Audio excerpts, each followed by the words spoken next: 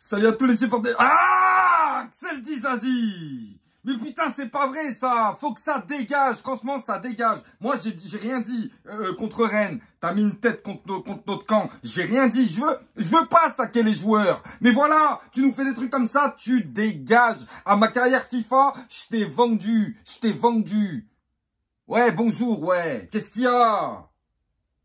Non, pardon, excusez-moi, non, parce que j'ai mal dormi, j'ai mal mangé, je me suis mal réveillé, j'ai tout mal, laisse tomber. Non, je suis pas bien, parce que on peut pas se permettre ce genre de choses dans ce genre de match, on peut pas, vous le savez très bien,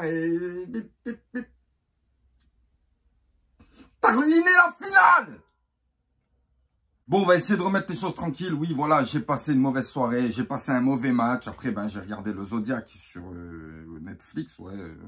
Voilà, et puis, ben, j'ai mal dormi. En plus, j'ai mis le débrief d'Alexandre Paquis. Voilà, et quand je me suis réveillé, il me parlait de Jemerson.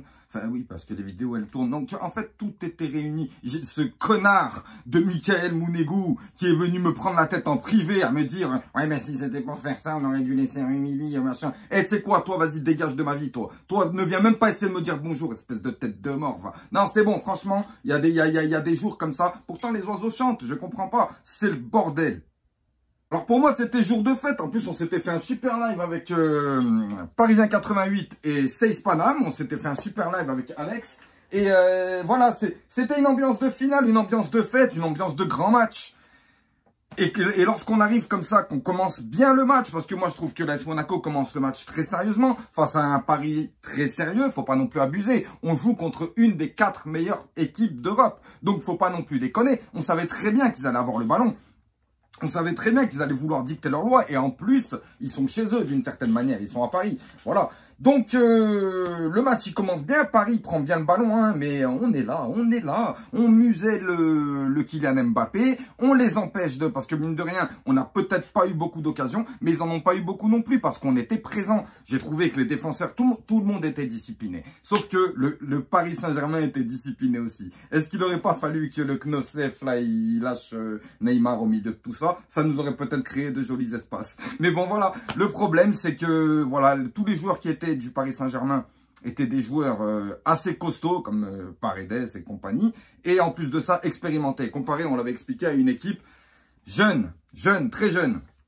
24 ans de moyenne d'âge. Mais en plus, Fabregas et Jovetic, qui ont la trentaine, n'étaient pas alignés dès le coup d'envoi. Donc voilà, moi, perso, je me disais que le système Kovac permettait même à des jeunes joueurs d'être disciplinés et de pouvoir vraiment en équipe faire quelque chose, comme on l'a pu le démontrer depuis début 2021. Mais là, voilà, c'est un match particulier, c'est une finale. Alors déjà, il y a l'autre, là, Macron, mais sérieux, tu te prends pour qui? Tu te crois dans Spartacus ou quoi? Tu viens voir les gladiateurs, mais 15 ans avant que le coup d'envoi, il commence, là. Déjà, on a attendu, enfin bref, voilà, ils m'ont pris la tête.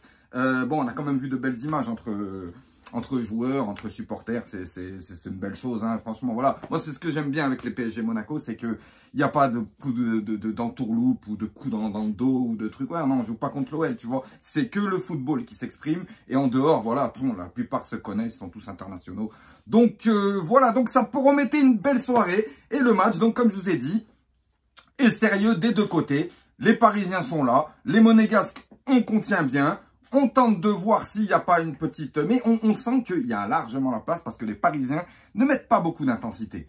Nous non plus, mais ils n'en mettent pas beaucoup. Il faut savoir que au niveau du cardio, ils sortent quand même d'une Ligue des Champions. Enfin, ils sont arrivés jusqu'en demi-finale de Ligue des Champions. L'effectif parisien est fatigué. Et en plus de ça, il leur manque des joueurs. Donc, il y avait largement la place. Et on le sent avec Ben Yedder, avec Golovin, qu'on arrive à s'échapper, qu'on arrive à mettre la pression, qu'on a un très bon pressing sur les Parisiens. Et il a fallu que Axel Dizazi nous fasse la plus grosse erreur, mais monumentale du monde possible. Toute la France connaît ton nom, Axel. C'est quoi ça? C'est pas possible. Franchement, ce n'est pas possible de nous ruiner ce travail-là. Moi, voilà. Parce que je dis pas qu'on aurait gagné ce match, hein, sans ce cadeau offert aux Parisiens. On n'aurait peut-être pas gagné ce match, mais en tout cas, ça aurait une toute autre physionomie. Et d'ailleurs, On parle beaucoup de l'intensité de ce match, oui, mais si ce match était resté encore à 0-0, les deux équipes auraient été obligées de monter en intensité. Mais là, qu'est-ce qu'on a fait? On offre un cadeau aux Parisiens qui déjà avaient le pied sur le ballon, menaient un peu les débats quand même si on était solide, costaud, concentré et à l'affût d'un petit passage ou d'une petite erreur. Mais voilà, malheureusement, on donne ce cadeau aux Parisiens qui, bien sûr, n'ont pas besoin d'élever l'intensité. Ils sont fatigués, ils ont encore une échéance dimanche, hein, ils jouent le titre dimanche encore. Donc, doucement. Et nous, qu'est-ce qu'on fait? Ils nous ont fait courir aussi. Nous, on a pris le ballon. On s'attendait à un réveil monégasque à l'issue du but, mais non, ça nous a plus mis un coup qu'autre chose. Ouais, ça nous a mis un coup, malheureusement. Mais on est resté sérieux, on est resté appliqué, on a essayé, mais on a vu je sais pas si on est sorti du match par rapport à ce but, mais en tout cas, je sais que ça a fait quelque chose de pas terrible. En fait, on doit courir après le score. On se met un handicap comme ça, alors que on avait toutes les cartes, je répète, hein, par rapport aux absences parisiennes, par rapport au fait qu'ils ont enchaîné plusieurs matchs, par rapport au fait que on était galvanisé par énormément de choses et on n'aurait pas dû offrir ce cadeau aux Parisiens, ce qui fait qu'ils ont pu gérer.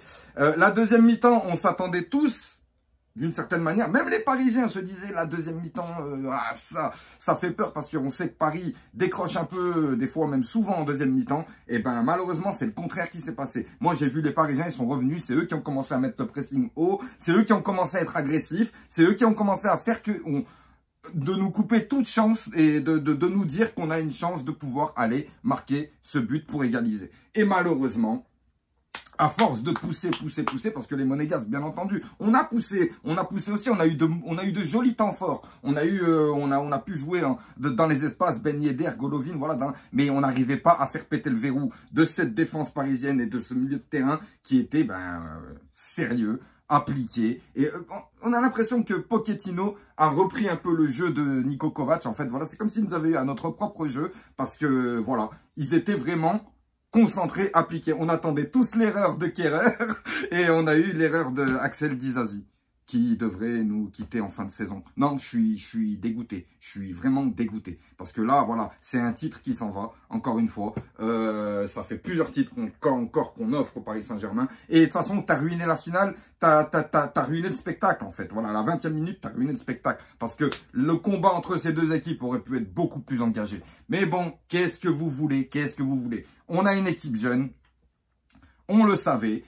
La machine Kovac, le système Kovac fonctionne très bien, mais il peut y avoir par rapport à cette jeunesse des erreurs comme ça. Mais ce qui est sûr, c'est que moi, on va quand même regarder les bons côtés de tout ça, c'est que j'ai vu quand même une équipe appliquée en finale. Et mis à part cette erreur de Disasi, on a très bien muselé le Paris Saint-Germain. On a fait en sorte de ne pas leur laisser d'espace. On a fait le travail, on a fait en sorte qu'ils ne soient pas dangereux.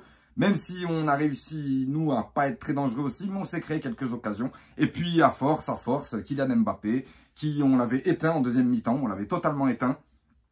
Et ben, il a commencé à lancer une première alerte avec une barre, une frappe de 25 ou 30 mètres, voilà, qui heurte la barre. Donc, on s'est tous dit, ouh là là là là, c'est chaud.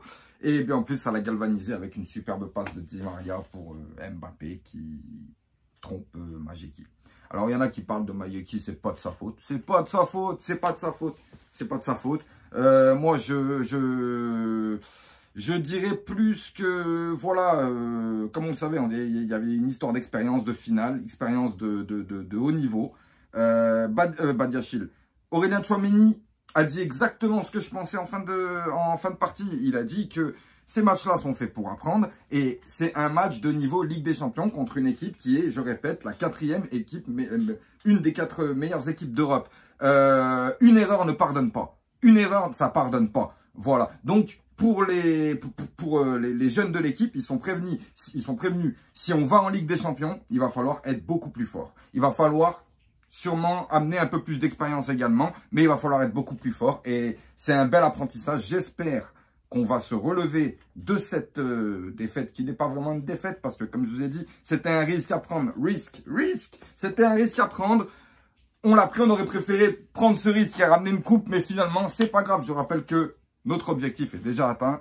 C'était que du bonus. Ça a fait que des joueurs ont pu voir le Stade de France, jouer au Stade de France, rencontrer le gratin français, bref, être vu par toute la France et ça fait plaisir. Ça fait plaisir pour certains joueurs et j'espère qu'ils vont rebondir là-dessus. Par contre, Axel, je vais me calmer puis on reviendra sur toi. Bon, alors voilà les gars, maintenant, pas le temps de chialer, pas le temps de chialer. Ce soir, il y a, avec Alex Leeds, ce soir, on reçoit Thibaut le Lensois. Ouais, le petit Lensois qui arrête pas de crier, de chanter, se fout de la gueule de tout le monde parce que, ils sont revenus, il faut dire qu'ils font mal, les Lensois. Ils font mal. Et puis, il y a un petit supporter, Thibaut le Lensois, qui a le sang et or, hein. Voilà, c'est clair que le RC Lens il coule dans ses veines. On a fait un premier débat avec Alex où on a rencontré l'autre Mickaël Mounegou, là, toi d'ailleurs, toi c'est dernière. Et voilà, et ensuite on a essayé de mettre en place donc plusieurs choses. Donc on a rencontré Paris, on a fait ce petit live avec Ayoub et Seyss. Et là on a Thibaut le Lensois pour la dernière saison. Pour la dernière saison, oulala, désolé, je vous ai dit, je suis fatigué, pour la dernière journée. Voilà. Et voilà, donc ce soir à 20 h sur la chaîne d'Alex Leeds, on reçoit Thibaut le Lensois, où on va pouvoir discuter de cette dernière journée qui va sceller le sort de tout le monde. En fait, voilà, là c'est bon, on arrive au bout. On arrive au bout et nous, on va bien entendu, voilà, c'est pas grave, c'était The Risk maintenant. Repeat, on reprend tout ce qui était bon et on va battre le RC Lens. Parce que je suis désolé, on a encore regardé le Paris Saint-Germain dans les yeux. On peut se dire ça, on a encore regardé le Paris Saint-Germain dans les yeux. Mis à part cette erreur de Dizazi, les joueurs étaient impliqués, sérieux. Voilà, bon, on n'a pas réussi à péter le verrou, mais en tout cas, on s'en est pas pris 3 ou 4 comme on a pu le faire des années auparavant. Donc, on est quand même capable de battre un promu. Ouais, non, je dis ça parce que c'est pour me rassurer, même si on sait qu'ils sont très bons, mais ça reste un promu et ça reste un match décisif. Ils n'ont pas l'expérience de ce genre de match décisif. On le voit très bien qu'ils sont en train de flancher en fin de saison. Et nous, on vient de jouer une finale, donc déjà on a de l'expérience. Et cette expérience, elle va être importante pour aller gagner ce match contre Lens qui va sceller notre sort, on espère, en Ligue des Champions. Voilà les amis, je vous dis donc à ce soir avec Alex Leeds et Thibaut le Lensois sur la chaîne d'Alex Leeds. Et il va y avoir, ça va être chaud.